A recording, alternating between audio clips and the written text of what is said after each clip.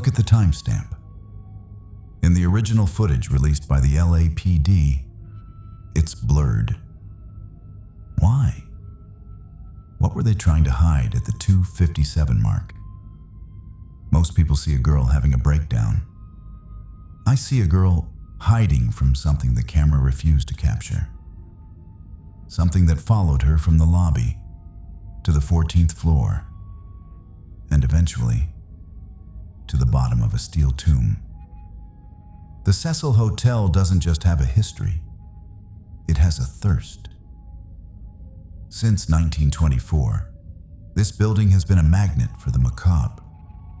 It's where Pigeon Goldie Osgood was found assaulted and murdered in her room. A case that remains unsolved to this day.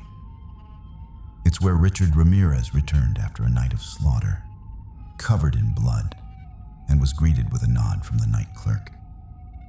The walls here don't talk, they scream. And in 2013, Elisa Lam, a bright, vibrant student from Vancouver, walked right into the middle of that scream. Watch her fingers. People say she's talking to ghosts. But look at the way she presses the buttons. She presses every single one, except for the one that would actually save her. The elevator door stays open for nearly 4 minutes. 4 minutes of her peering into the hallway, jumping in and out, cowering in the corner. She isn't just erratic, she is playing a game that many on the internet call the elevator game. A ritual where you visit the 10th floor to enter another dimension. The rule: do not look at the woman who enters on the 5th floor. Did Elisa look? For nearly 3 weeks, the guests at the Cecil brushed their teeth with it. They showered in it. They drank it.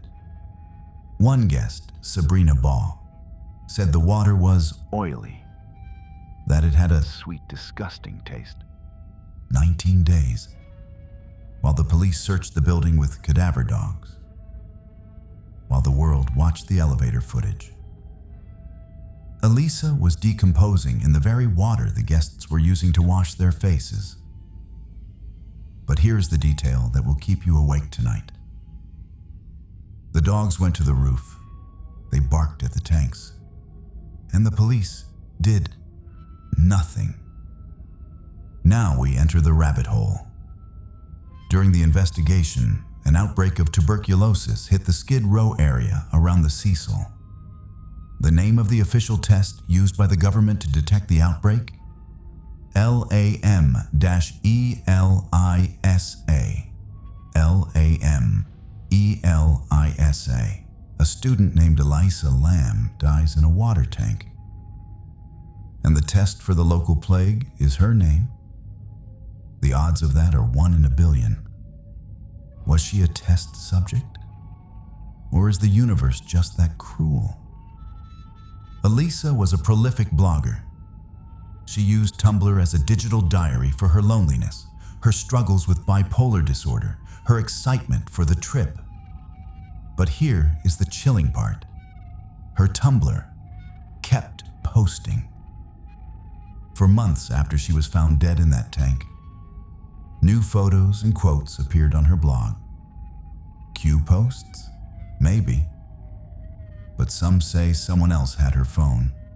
Someone who was still in the Cecil, watching the comments, laughing at the theories. Let's talk about the hatch. The tank is 8 feet tall. There is no ladder on the inside. The lid is a heavy steel plate. The maintenance worker who found her, Santiago Lopez, initially said the hatch was closed. If it was closed, she didn't drown herself. She was sealed in. The autopsy found no drugs in her system, no alcohol, just her prescribed medication.